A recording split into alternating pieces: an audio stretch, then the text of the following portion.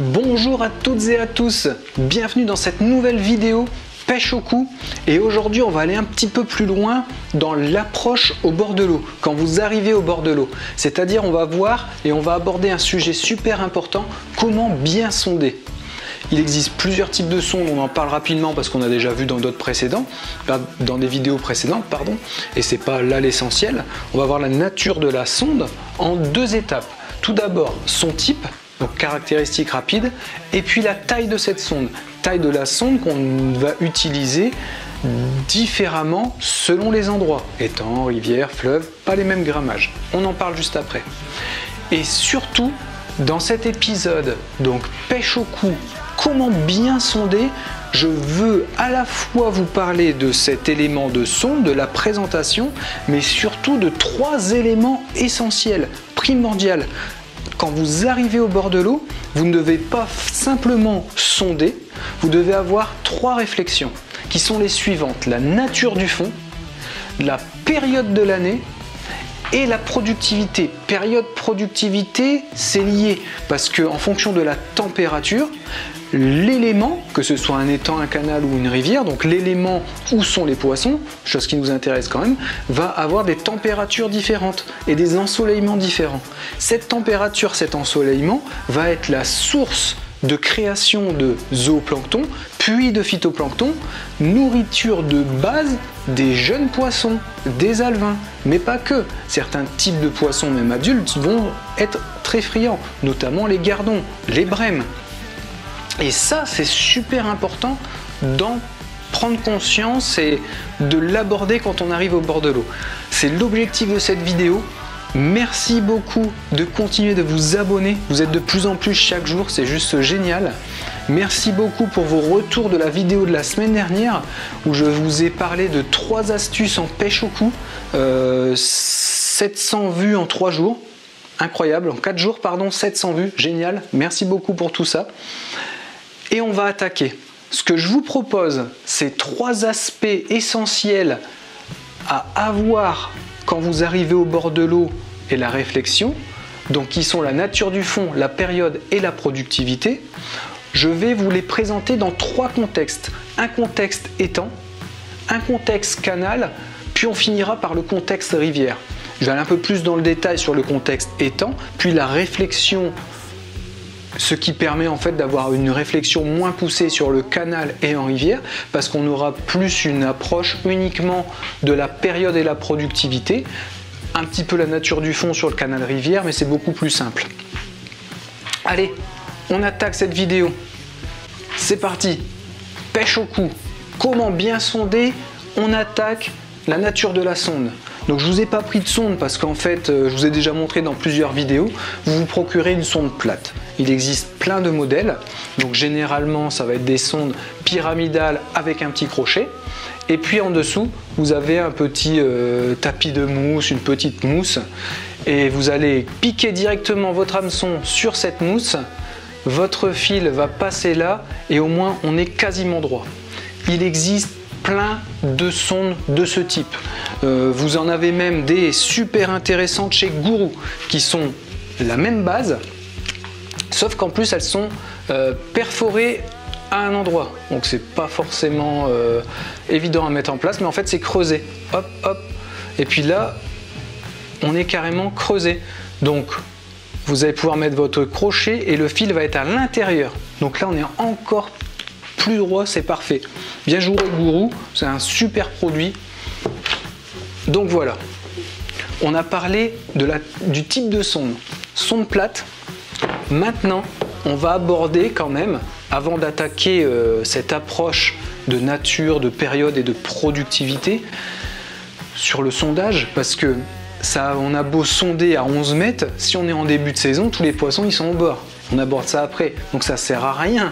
Il faut sonder mais avoir l'approche de la période pour trouver où les poissons se situent. Ça c'est super important et c'est ça qu'on va voir. On a vu le type de sonde, une sonde plate. Maintenant on va aborder le grammage et ce grammage on va en parler rapidement par rapport à l'étang, au canal et à la rivière. Mais d'abord Au niveau de la taille, on a la nature du fond. La nature du fond, c'est super important. Notamment dans un étang, les vases vont être plus ou moins vieilles, plus ou moins jeunes, plus ou moins denses en fonction de cet âge, mais surtout en fonction de comment elles sont créées, et aussi une notion de depuis combien de temps l'étang est en eau. Donc cette vase s'accumule un peu plus chaque année, et la nature environnementale. Si vous êtes en plein milieu d'une forêt, la vase va se créer très rapidement, dû notamment à l'accumulation de feuilles dans l'étang. Si vous êtes dans un étang au milieu d'un champ avec peu d'arbres, la nature de la vase va être différente. Elle va être beaucoup moins à base de feuilles, mais plus une accumulation dans le temps de matières qui sont venues s'accumuler, notamment dû à la décomposition des berges, et puis la création d'un fond. Si on est sur un étang de type nappe phréatique, ou un étang de type source directement, ou même une petite rivière ou un canal qui alimente directement cet étang, eh bien ces vases vont être différentes. Mais on ne va pas trop rentrer dans le détail là-dessus, parce que là, on est parti pour trop longtemps. L'important vraiment de comment et de comprendre comment bien sonder par rapport à ce type de sonde et à cette taille, ça va être la notion de grammage. En étang, utiliser des sondes, bon, il y a du 2-3 grammes, hein, ça peut être super intéressant pour être ultra précis, notamment en bordure, si c'est très riche en vase, mais pour faire des pêches très rapides. Mais on va simplifier et dire de l'ordre de 5 grammes. Sonde, pardon, zut.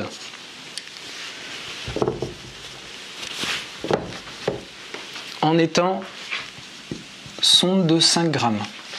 Pour commencer, ça c'est super intéressant de faire un sondage avec deux types de sondes différents. Je ne l'ai pas abordé dans les vidéos précédentes, mais ce qui est top de chez top, c'est de commencer en 2 grammes, 5 grammes, mais l'idéal c'est 2-3 grammes ou 5 grammes, hop, et vous prenez votre fond. Donc, cette sonde se pose sur le fond, vous avez votre flotteur. On est OK. Vous avez fait votre repère sur la marque. Repère, vous pouvez utiliser le mystique comme je vous ai fait l'astuce la semaine dernière, c'est vraiment ultra pratique. Et vous avez passé votre 5 grammes. Vous recommencez exactement la même chose avec une 10 grammes ou carrément une 20 grammes. Et vous voyez comment ça réagit. Là, vous avez déjà une notion de type de vase. Est-ce que c'est une vase molle, très molle ou intermédiaire? Avec le temps, vous allez vous rendre compte. Vous passez une sonde de 2 à 5 grammes, vous envoyez dans la foulée une sonde de 20 ou 25 grammes et vous refaites la même chose. Vous avez votre repère parce que vous avez déjà votre flotteur qui est nickel. Donc si votre flotteur continue de s'enfoncer de l'ordre de 10-15 cm alors que vous êtes passé avec une sonde de 25 grammes et qu'avec la sonde de 5 grammes c'était quasiment posé, là c'est super intéressant. Vous avez une vase très molle et un fond très mou. Donc attention à la nature de votre amorce quand vous allez présenter et amorcer parce que vos boules vont potentiellement très facilement s'envaser. Et ça, c'est pas intéressant bien sûr. L'idéal est qu'on forme le plus proche possible du fond un tapis de nos boules d'amorçage, que cette amorce se décompose sur un temps donné pour que notre hameçon soit là-dedans. C'est vraiment ça l'idéal et le but, que notre èche soit présentée dans notre amorce, que cette amorce soit le plus attractive possible, que cette amorce puisse attirer le plus de poissons rapidement, premier aspect, et conserver les poissons sur la zone. Donc est-ce qu'elle est riche, plus ou moins riche? Comment les poissons vont la consommer? Et est-ce qu'on rappelle plus ou moins régulièrement pour maintenir les poissons sur place? Nature des poissons, évolution des poissons sur un amorçage, c'est encore plus compliqué parce qu'il va y avoir la couleur de l'amorce qui va jouer par rapport à la couleur du fond et surtout la période. On va pas parler de ça, j'en parlerai dans d'autres vidéos, promis. Je vais m'organiser pour faire tout ça. Dites-moi dans les commentaires si vous voulez d'autres natures de vidéos. J'ai quand même pas mal d'expérience forcément en pêche, ayant commencé les concours vers 15-16 ans, ça fait plus de 20 ans que je pêche vraiment ultra régulièrement. Donc n'hésitez pas à me poser plein de questions. Allez, 5 grammes à 20 grammes, vous conservez la 5 grammes en étang, puis vous passez une 20-25 grammes pour déterminer votre nature du fond. Ok. Pour un canal, vous pouvez y aller directement en 20-25 grammes. Généralement, la nature du fond sur un canal, c'est donc du béton.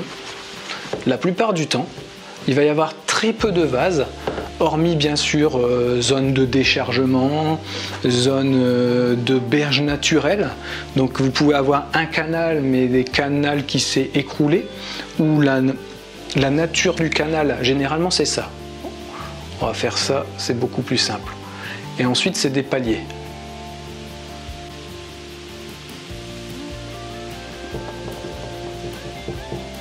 Bon. Fond en béton, puis des paliers intermédiaires. Ça, la plupart du temps, c'est des canaux classiques. Donc, on se met forcément en bord de berge, puis on va sonder. C'est intéressant de trouver ce premier palier, surtout sur la nature. Est-ce que vous décelez des cailloux ou non sur ce premier palier? Là, c'est super intéressant parce qu'il y a une grosse quantité de poissons, notamment les perches, qui vont s'accumuler sur ces zones ici et ici. Première bordure, deuxième bordure, dès qu'il y a de la pierre. Et ça, c'est super intéressant pour débuter des pêches, ou alors quand les péniches ou n'importe vont passer sur votre canal, il va y avoir des bassinets, donc votre amorce va réagir différemment. Si elle est au fond, elle va se faire plus ou moins emporter, même si en fait c'est pas forcément vrai, parce que si vous avez la bonne amorce, elle reste sur le fond, parce que sur le fond, le courant est neutre, il n'y en a pas. Bon, bien sûr, si vous avez une péniche de 200 tonnes qui passe et qui aspire tout, là, elle envoie. Mais c'est vraiment beaucoup plus vrai sur une rivière. Il n'y a pas du tout de courant sur le fond. Et ça, c'est super intéressant à savoir quand vous calez votre ligne. Donc, taille de la sonde au niveau du canal. Vous pouvez y aller directement en 20-25 grammes. Vous cherchez vos paliers et vous allez déterminer là où vous allez pêcher. Moi, j'aimais bien en fait faire deux coups. Un coup à 5-6 mètres sur le premier ou deuxième palier, puis un coup à 11 mètres. Souvent, il y a plus de paliers de toute façon. Vous allez avoir un palier à 10 mètres, vous pouvez retrouver un palier à 12-13 mètres, puis après, généralement, une quinzaine de mètres pour la plupart des canaux, vous avez votre fond qui est régulier. Et bien, comme je vous ai dit, au niveau de la taille de cette sonde, allez-y directement en 20-25 grammes, mais ce qui est intéressant, c'est de chercher les pierres, les cailloux, en bordure, parce que là, vous allez pouvoir mettre même de la terre pure ou de l'argile pure. Ça va vous débuter votre pêche, ou s'il y a des grosses bassinets, pendant ce temps-là, vous pêchez sur ces zones. Et ensuite, vous revenez sur vos zones de gardon, brème, au niveau du cou. Ça, c'est super intéressant, qui est amorcé en plus grosse quantité. Au niveau de la rivière, pareil, vous utilisez une sonde 20-25 grammes, n'hésitez pas. De toute façon, ça va être bien droit, mais on va vraiment attaquer tout de suite la nature du fond. Allez, c'est un peu la même logique sur la rivière, sauf que vous avez encore moins de courant sur le fond et généralement c'est un courant régulier. À l'inverse d'un canal, vous allez avoir des bassinets, des variations en fonction de la circulation sur le canal, donc les péniches bien sûr. Péniches, bateaux de plaisance. À l'inverse d'une rivière, où là vous allez avoir un courant plutôt régulier, constant. L'approche de la rivière par rapport au sondage, elle est super intéressante à faire par rapport à une nature de fond. Est-ce qu'on va avoir un fond vaseux? Sur certaines zones de rivière, c'est possible, notamment en aval de zones de pierre. Comment vous montrer ça? Donc là, on est sur la nature du fond. On va avoir soit une accumulation de pierres ou des grosses pierres. Donc là, on imagine que le courant va comme ça. On a une nature de fond de petits graviers, de sable. Ça, c'est la plupart des rivières sur le lit majeur de la rivière. On va avoir des graviers intermédiaires ou des petits pierres.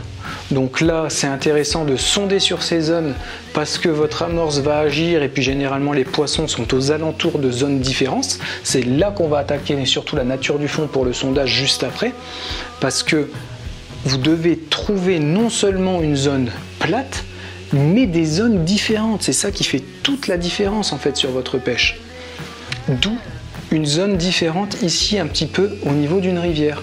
Mais ce qu'il y a de plus intéressant, ça va être des zones de grosses pierres, de gros cailloux sur une rivière. Vous pouvez sonder avec un plat 1 mètre à un endroit, être aussi plat 2 mètres à côté, mais si vous trouvez cette zone avec des pierres, c'est super intéressant d'amorcer soit ici vos boules, soit derrière. Sachant que si la nature du fond va comme ça, vous allez avoir ici une accumulation de matières organiques qui vont vous créer une vase type étang. Mais ça veut dire des interactions différentes. Donc vous avez vos poissons qui évoluent dans votre rivière, qui circulent, qui sont sur un milieu classique, mais là on a un milieu vaseux. Et ça veut dire une différente nature d'alimentation. Vous allez avoir des aliments naturels qui circulent ici par rapport au benthos classique de la rivière, des aliments qui sont créés par rapport à l'amont des pierres, et donc des types d'insectes qui vont sortir et émerger au niveau de ces pierres. Mais vous avez également des autres insectes qui se créent ici, dû à l'accumulation de la vase et de limon qui vont être en aval de ces pierres et qui vont proposer une autre nature d'aliments pour les poissons. Ça, c'est super important. Et quand vous sondez, vous devez avoir cette réflexion. Comment bien sonder? Ok, je prends mon fond, je prends la hauteur, mais est-ce qu'il existe sur le fond, là où je suis installé, des natures de sol différentes? C'est ça qu'il faut déterminer. Et c'est ça votre job, parce qu'en fait, vous allez pêcher à un endroit, vous amorcez, les poissons vont passer et venir. Ça, c'est ce qui va se passer. Le job, c'est de les conserver, de les maintenir et de trouver la manière la plus adaptée possible pour déclencher le plus de touches et le plus rapidement, tout simplement. Mais si vous avez cette réflexion de sondage et je cherche des zones différentes, vous allez pêcher différents endroits et surtout pouvoir proposer de l'amorce dans des niches, des biotopes, mais des biotopes différents et des biotopes différents et surtout des zones où les poissons vont circuler mais plus facilement stagner et rester. Et ça, c'est super important. Allez, on y va pour la nature du fond.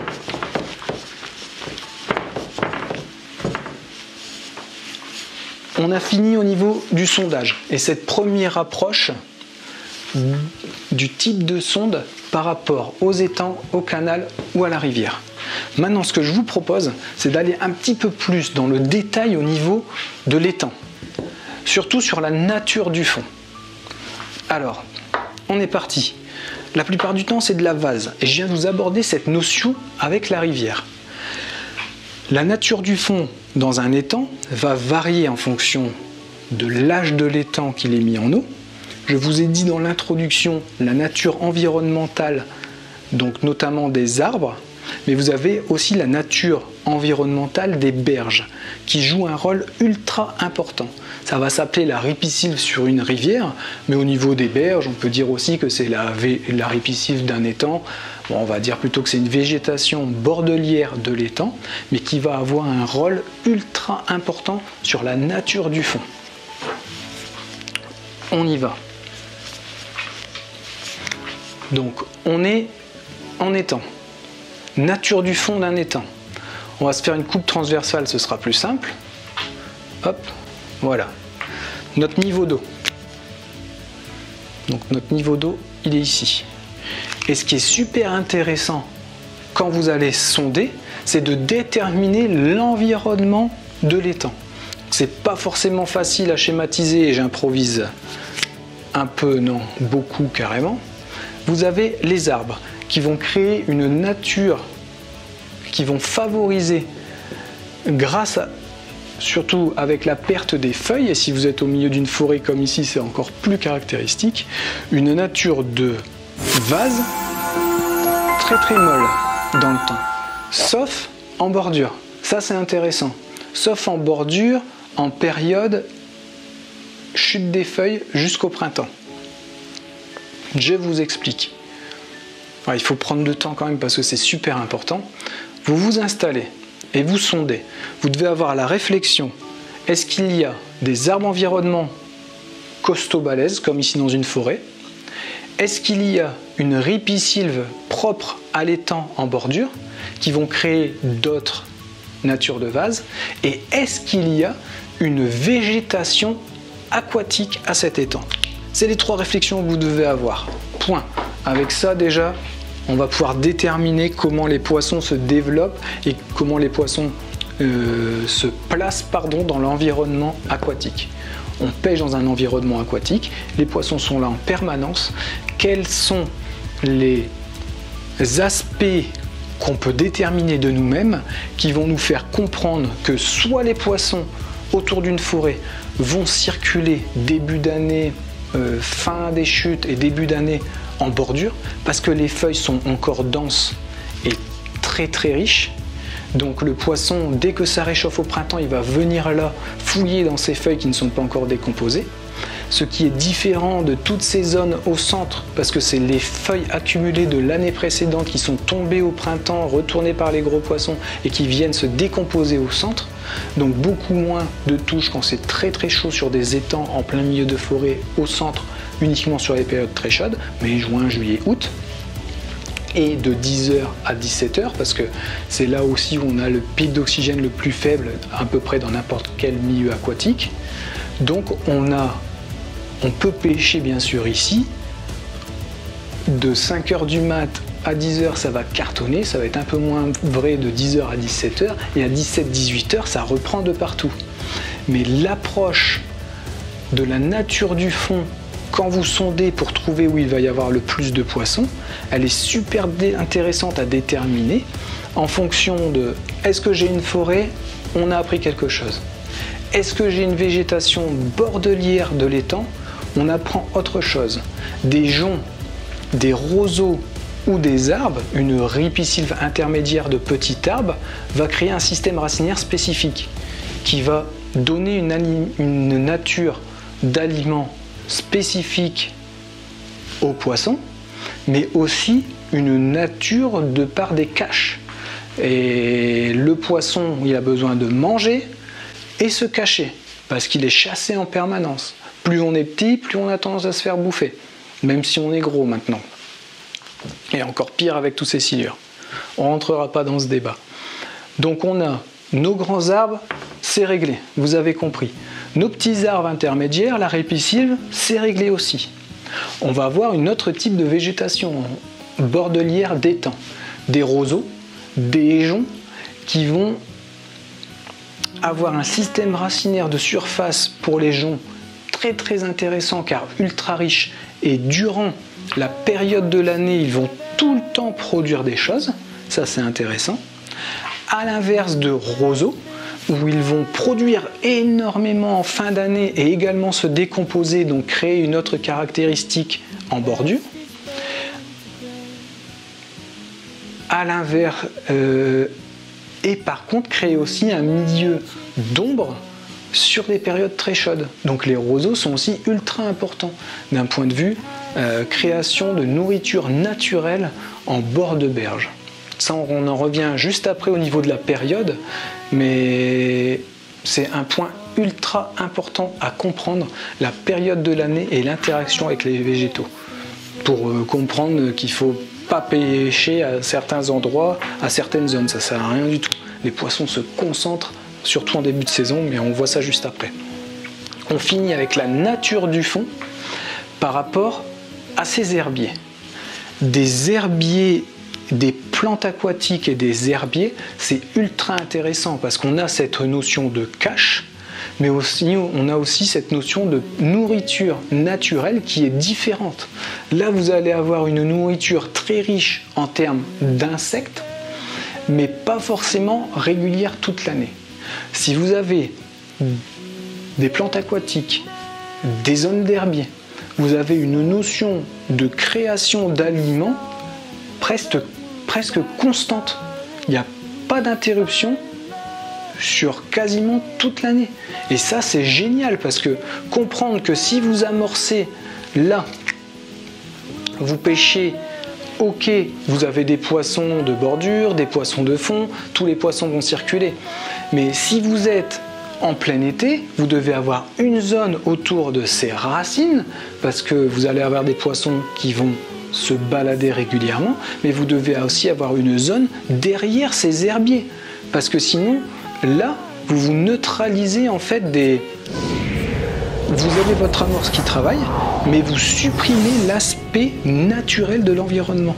Donc, ok, on a notre amorce naturelle, on fait venir des poissons sur notre amorce, mais autant utiliser le milieu de l'étang, le milieu spécifique de l'étang est naturel pour pêcher là où les poissons sont. Et ça en fait partie. En permanence, ils vont être là. Que vous ayez votre amorce ou pas, il y a une grande diversité de poissons qui est là en permanence et qui va passer régulièrement et s'alimenter durant toute la journée. C'est ça qui est super intéressant également à comprendre.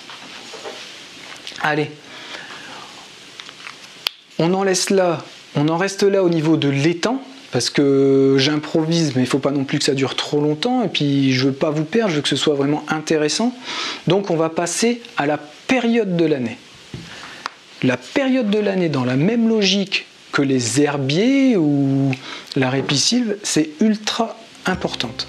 On a à la fois une notion, et on va intégrer la notion de productivité en même temps, ce sera beaucoup plus simple. Donc période de l'année, productivité, oxygène, tout est lié. On a aussi bien sûr la notion de température. La température aquatique a un rôle primordial. Il y a également la pression, la lune. On laisse ça de côté, on verra peut-être dans d'autres vidéos, c'est beaucoup plus technique. Mais la température, l'oxygène, la productivité, c'est super simple à comprendre. Vous avez tous les étangs, forcément, qui sont orientés nord-sud, est-ouest. Ça se lève à l'est, ça se couche à l'ouest. Jusque-là, on est d'accord. Mais vous avez une notion super importante, surtout en début de saison, avril, mai, juin, mars, avril, mai, juin, selon là où vous êtes au niveau de votre pêche, bien sûr. Dans le sud de la France, j'ai envie de dire même presque février toute l'année. Mais dans le nord, on va dire avril, mai, juin. Les poissons vont être là où vous avez une production naturelle de phyto et de zooplancton. Donc en début de saison, vous avez beau être sur un étang, vouloir pêcher à 10, 14, 15, 20 mètres à l'anglaise. Si c'est le début de saison que les eaux se réchauffent, vous devez taper la berge où le soleil se lève, donc les premiers rayons de soleil, donc à l'opposé de l'est forcément. Cette berge qui va recevoir, donc on dit que le soleil se lève ici, la berge qui reçoit les rayons de soleil, c'est celle-là qui va les recevoir le plus longtemps, donc de 5-6 heures du mat jusqu'à 9-10 heures, ça chauffe de plus en plus là-bas, ça rayonne, ça rayonne, ça rayonne. Et en début de saison, tous les poissons sont regroupés là-bas le matin. Pareil pour la notion de carnassier, on ne va pas l'aborder là, mais ne vous embêtez pas à pêcher le carnassier sur un étang qui se réveille là. Le carnassier est un poisson fainéant, super mangeur, c'est un prédateur. Donc il va se mettre là-bas le soir et le matin, attendre tranquillement que toute la concentration de blanc vienne se nourrir de phyto et de zooplancton, parce que c'est là que le phyto et le zooplancton sur un étang, sur cette berge-là qui va être créée en permanence le matin, se multiplier non-stop et les poissons vont se gaver de ça. C'est pour ça que les poissons sont là. En plus, ça se réchauffe. Donc le poisson va avoir son rythme et son fonctionnement en fonction de la température. Il va être lié à cette température. Il fait 10 degrés, sa température suit. Il fait 25 degrés, sa température suit. Donc il est ultra actif, plus les eaux sont chaudes. Notion intéressante à savoir, plus les eaux sont froides, plus elles sont oxygénées. Donc plus les poissons vont à la fois chercher des eaux chaudes mais oxygénées. Donc c'est pour ça que l'été, ils vont avoir tendance à être à moyenne eau surface pendant les périodes de cagnard, parce qu'il y a très peu d'oxygène sur le fond. Même des fois, il n'y en a pas sur ces périodes très chaudes. Mais on l'intègre à cette période par rapport à notre début de saison, mars, avril, mai, dans un étang. Toute cette richesse, les poissons vont se concentrer là-bas. Et c'est pour ça qu'il faut que vous alliez pêcher des étangs. C'est juste génial. Moi, ça a fait le coup toutes les années quand j'ai compris ça. Les berges qui reçoivent le soleil tôt le matin. Vous mettez votre amorce et vous pêchez à 1,50 m, 2 m. Vous pouvez aller à 3-4 mètres selon la nature. Puis vous déterminez aussi, vous faites une recherche par rapport à cette nature. Mais j'ai envie de dire, quand vous êtes sur ces 3-4 semaines, moi je pêchais dans le nord, donc c'est 3-4 semaines, hein, désolé, dans le sud ça peut être 2 mois, 3 mois, eh bien c'est des pêches magiques. Vous n'avez quasiment rien à faire, limite vous mettez juste de l'asticot, votre verre de vase, les poissons sont là en quantité énorme, ils se nourrissent en permanence, donc ils sont en train de se gaver, de ressortir de l'hiver, c'est là qu'ils sont. Allez chercher les poissons en début de saison, sur les berges opposées, là où le zooplancton se développe, puis le phytoplancton va se reproduire énormément, c'est là-bas où est tout le blanc. On va arrêter là, je ne vais pas vous faire la réflexion par rapport aux carnassiers ni par rapport aux carpes qui se déplacent différemment là-dedans. On va rester là-dessus. Donc on a trouvé la période de l'année par rapport à un étang, je vous en ai parlé. Je vous ai évoqué rapidement l'été, donc surface mi-eau pendant les périodes de soleil. Ensuite vous pouvez avoir votre réflexion et pêcher, sonder en début de journée, fin de journée sur des grands fonds. Ça c'est bon, il n'y a pas de problème. C'est la température de l'oxygène qui remonte. Et par contre, on va attaquer maintenant la même notion au niveau du canal. Alors ça, c'est super intéressant parce qu'un canal, entre guillemets, c'est beaucoup plus simple. L'approche est vraiment relativement simple. Je vous ai dit, il y a des paliers. Je vais essayer de faire ça un peu mieux. Voilà. On va simplifier les choses avec 3 paliers. Un premier niveau, un deuxième et le niveau central. Quand vous arrivez sur un canal en fonction de la période de l'année, eh ben, ça va être super régulier. La logique est à peu près la même toute l'année. Vous faites impérativement votre sondage sur le premier palier. Est-ce qu'il y a des pierres comme je vous ai dit en début de vidéo? Vous faites votre réflexion sur le palier où vous voulez pêcher. Donc, par exemple, vous pêchez entre 8 et 12 mètres, allez chercher le palier à 10-11 mètres. Attention, certains paliers sont droits, d'autres paliers peuvent être inclinés. Vous amorcez ici sur un palier incliné avec votre amorce, vos boules s'en vont au centre du canal. Ça m'est arrivé quelques fois, je me suis fait avoir. Donc là, il faut soit changer le palier du haut, soit avoir une amorce qui va à la fois être collante sur la descente, mais très rapidement explosive à l'arrivée, et qui va quand même vous tapisser de plein de particules. Si vous avez une amorce collante, que vous chopez un palier comme ça, et qu'elle ne se décompose pas tout de suite, votre boule va au fond. C'est foutu. Enfin, c'est foutu. Vous allez quand même avoir forcément des poissons qui arrivent, mais en quantité beaucoup moins importante. Et surtout, ils ne vont pas se fixer, ils ne vont pas rester. Donc beaucoup plus difficile à conserver. Allez, période de l'année, je vous ai dit, c'était régulier, à peu près toute l'année. Vous mettez un peu d'amorce, et j'ai envie de dire même en bord de canal, vous y allez pur, soit de la terre pure avec un peu de fouillis, soit de l'argile pure. Vous allez être surpris la quantité de poissons que vous allez faire des fois en bordure comme ça. C'est aussi lié à la productivité naturelle. Expliquez-moi la productivité naturelle ici dans un canal. Pardon. Avec 5 ou 6 mètres de fond, bien sûr. Parce que s'il y a 1 ou 2 mètres, c'est différent. Vous avez une productivité tout le temps, un peu à la notion d'une rivière. La rivière est un milieu aquatique les plus riches. C'est génial à pêcher et à comprendre. Il y a cette végétation de bordure, on y vient juste après. On reste sur le canal.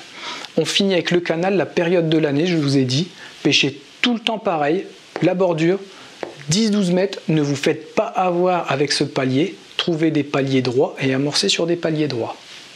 Dans la même logique, n'amorcez pas et ne pêchez pas à 10 mètres ou 11 mètres si la cassure est à 11 mètres. Vous n'allez pas pêcher ici, hein. Vous allez passer à travers de votre pêche. Pêchez à 6-7 mètres. Votre amorce ici, ce sera beaucoup plus intelligent que de pêcher à 10 mètres, 11 mètres avec une cassure à 11 mètres et demi. Parce que, pas bon. Vous allez louper votre pêche, entre guillemets. S'il y avait 5-6 kilos à faire, vous allez en faire que 1 ou 2. Bon, ça c'est encore autre chose. Voilà, c'est pas mal. Pour le canal, je ne vais pas rentrer plus dans le détail. Productivité quand même, eh ben, c'est la même logique qu'un étang, sauf qu'elle va être sur cette zone, les premières zones. Pourquoi voulez-vous que le phyto et le zooplancton se développent là s'il y a 5 ou 6 mètres? C'est pas possible. C'est lié à la fois à la température, l'ensoleillement, la nature des berges. Donc si vous avez des arbres, des herbiers, des cailloux, on en revient toujours aux mêmes choses, c'est génial. Pêchez à côté de ça, vous multipliez vos chances. Non seulement il y a votre amorce, mais en plus il y a la productivité naturelle du milieu aquatique. Ne passez pas à côté de ça pour pêcher. Et par contre, au centre du canal, eh ben, ça n'a pas du tout la même réflexion. L'amorce doit être lourde et le plus précis possible. Il peut y avoir des cailloux dans un canal. On aborde aussi la notion de l'hiver en canal quand même, juste après. Il ne faut pas que j'oublie. Je le mets tout de suite. H, hiver en canal. On finit avec ça. Et on a vu le type de nature de l'amorce dans un canal. C'est dur, c'est dense, ça doit aller directement au fond. Boum, boum. Quand c'est au fond, il faut que vous êtes le plus possible sur une zone plate. 6-7 mètres par rapport à 10 mètres si la cassure est à 10 mètres. Si la cassure est à 13 ou 14 mètres, alors vous pouvez pêcher à 11 ou 12 mètres, il n'y a pas de problème. Vous êtes au milieu du palier. Nature de votre amorce, je vais faire des vidéos spécifiques à ça. On va créer des amorces ensemble, bientôt dans quelques vidéos. Au printemps, on va attaquer vraiment ça. La mécanique des amorces, la nature des farines, comment utiliser des éléments en plus à rajouter. Bentonite, argile, terre de somme. On mouille avant, on mouille pas. On colore, c'est encore une autre approche, la couleur. Mais tout ça, on va voir d'ici quelques mois. Pêche au cou, amorce. Par contre, en canal, cette notion-là, comme je viens de vous dire, ne la négligez pas. Elle est vraiment ultra importante. Une amorce qui ne bouge pas, ça fait vraiment une bonne différence. Parce que ça bouge en permanence. Donc un canal va varier très régulièrement. Il y a également des astuces pour prendre son fond. On en reviendra dans d'autres vidéo où là non seulement vous avez le marquage du fond, mais en plus il vous faut un indicateur en bordure de canal, parce que ce canal va varier constamment sur la journée même avec les écluses. Donc la variation des écluses fait varier le niveau d'eau en permanence du canal.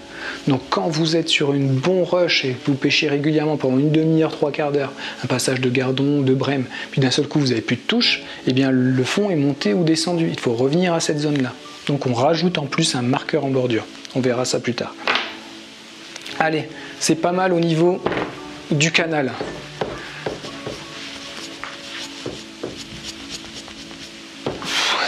Eh mon H de l'hiver en canal, on finit avec ça. Le canal est quasiment régulier, on va dire, mais vous avez des biefs. Les biefs, c'est une zone entre deux écluses. Entre chacun de ces biefs, pas forcément entre tous les biefs, mais sur certains de ces biefs, vous allez avoir des quais de déchargement. C'était surtout lié au déchargement du blé et puis de toutes les matières céréalières entre guillemets, mais bien sûr production, fruits, légumes et transport d'après-guerre. On a bien sûr les bétons, les cailloux. C'est des zones de gravière où on va avoir des grandes tours. Bon, ça c'est du détail. Mais pourquoi je vous dis ça? L'hiver, les poissons sont là-bas.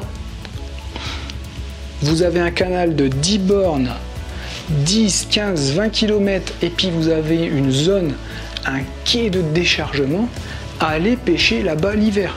Ça va être la seule zone de différenciation de tout le canal. Ça veut dire que le canal propose un milieu aquatique et une nourriture naturelle constante toute l'année. Mais sur ces zones de quai, vous avez la même chose que sur tout le canal, plus une nourriture naturelle spécifique et une variation température-oxygène différente l'hiver. Donc les poissons se concentrent là-bas. Ils vont chercher plus de milieux leur proposant de la bouffe. Et ça, c'est super intéressant. Le poisson se concentre dans ces zones. Allez chercher ces zones. Vous avez un canal qui fait 4 mètres, 5 mètres de fond. Sur ces quais de déchargement, il peut faire 8 à 10 mètres de fond. les poissons se concentrent là. Vous faites des grosses carpes en canal et vous cherchez des poissons spécimens, on dit, les spécimens sont là. Ils vont se balader sur le canal toute l'année, mais leur zone dominante en canal, d'une carpe de 20, 25, 30 kg, elle est là. Elle va passer sa vie là, plus aller se balader sur le canal et dans les biefs.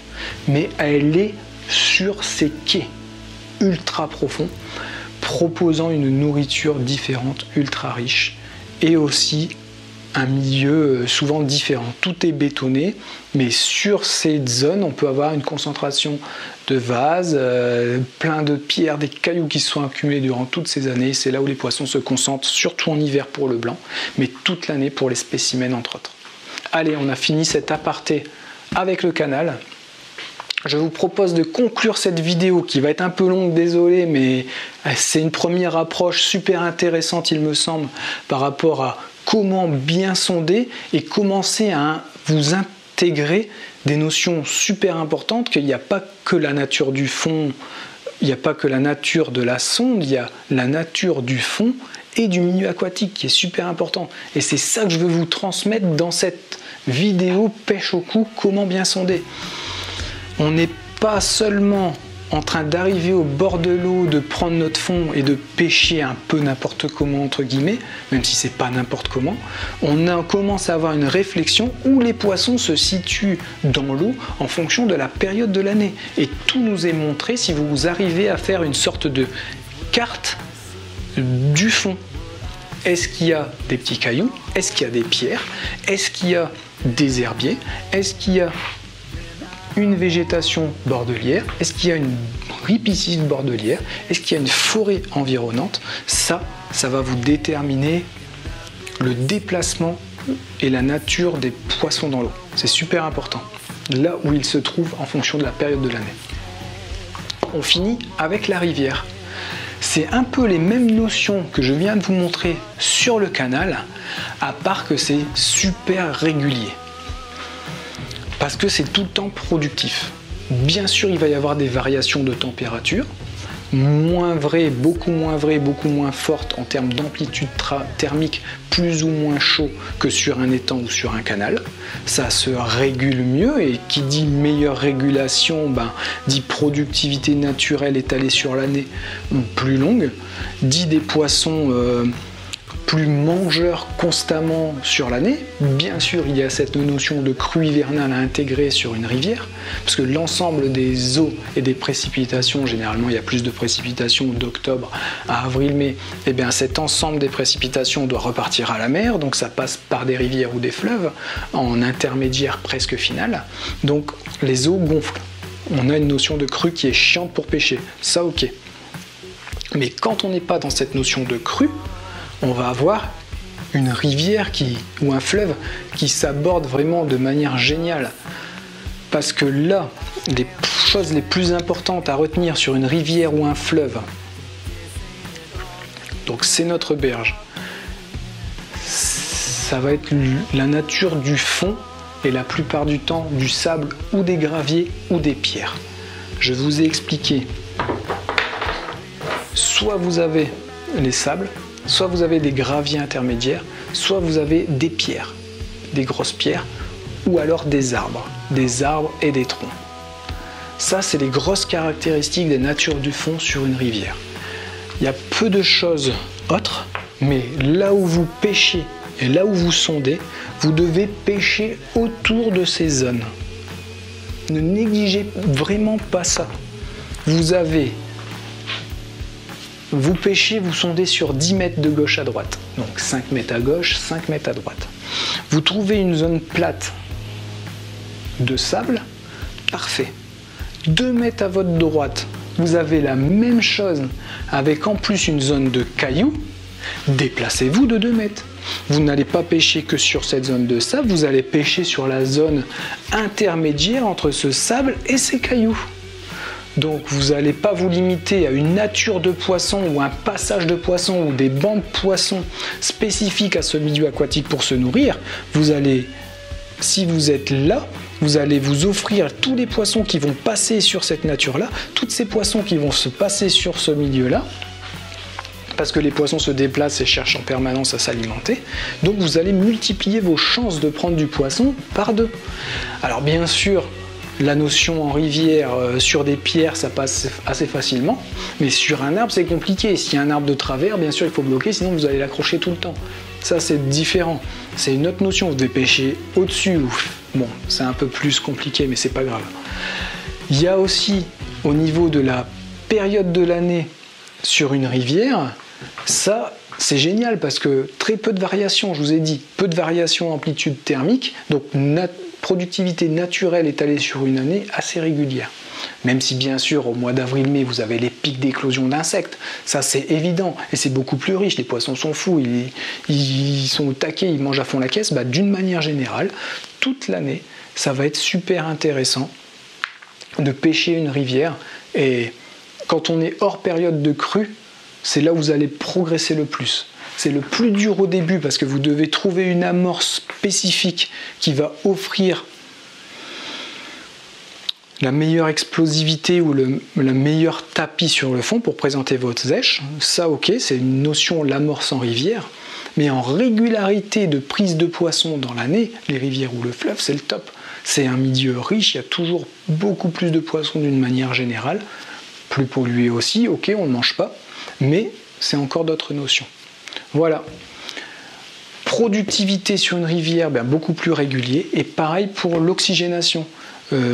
Cette notion d'oxygène sur une rivière, elle va être, entre guillemets, moins importante que dans un étang sur les périodes très chaudes. Parce qu'on a généralement en amont, plusieurs kilomètres ou même quelques centaines de mètres, des milieux qui ont proposé l'arrivée de cette eau sur les rivières ça commence sur un ruisseau, ça peut passer par des étangs, puis des rues, des petites rivières, des canaux, ça revient dans une rivière, mais tout ça, ça a entre guillemets oxygéné l'eau avant de retrouver dans une rivière. Une rivière, c'est plus dynamique, plus rapide, il y a des cailloux, des pierres, des arbres, donc tout ça, ça crée de l'oxygène aussi. En plus d'avoir une végétation généralement en rivière aquatique beaucoup plus dense, qui va également produire de l'oxygène. Donc la notion d'oxygène en rivière, c'est moins important de la comprendre par rapport à une notion d'oxygène en étang en cagnard qui est super importante à comprendre. Voilà. Vidéo peut-être un peu longue, je suppose, je ne vais pas faire de coupure, vous me direz ce que vous en pensez.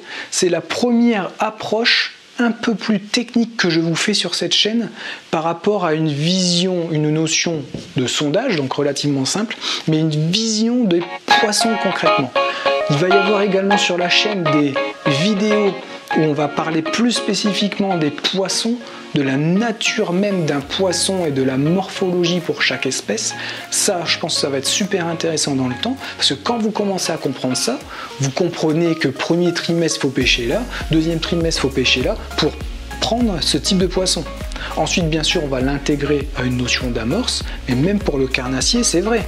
Enfin, je vous ai abordé la notion avec où sont les brochets en plein été, vous avez compris, ils sont sous les bancs de poissons, là où les rayons vont taper le matin et ils sont en train de se gaver comme des cochons. Donc voilà. Que vous dire d'autre? Merci beaucoup de continuer de vous abonner. Partagez s'il vous plaît autour de vous cette chaîne Carpodrome FR et ce que je vous propose et ce que nous mettons en place constamment un peu plus à chaque vidéo. Parce qu'on est en train de mettre les bases, les fondations, je pense, de quelque chose de super intéressant pour partager tout simplement la passion de la pêche. On parle de toutes les notions de pêche en eau douce. On commence à avoir une playlist super intéressante et qui se met en place un peu plus à chaque fois autour des appâts naturels, notamment avec le partenariat que nous avons mis en place avec la société Naughty. Merci société Innovea d'avoir produit cette gamme de produits Naughty spécifiques à la pêche en eau douce et surtout des appâts 100% naturels à base d'insectes. Donc appâts répondant à la morphologie, au biotope, à l'alimentation de la plupart des poissons. Ça c'est génial, c'est pour ça qu'on a des retours super en termes de pêche. Les vidéos de test de ces produits commencent à se mettre en place sur la chaîne, donc allez consulter. Vous avez une playlist uniquement APA. Voilà, merci beaucoup. Vous êtes de plus en plus nombreux à vous abonner chaque jour. 5 à 6, mais on va dire, allez, 5 abonnés de moyenne par jour. C'est juste dingue, c'est génial. Merci beaucoup pour tout ça. Et je vous dis à la prochaine vidéo. Faites de vos rêves votre vie. Salut!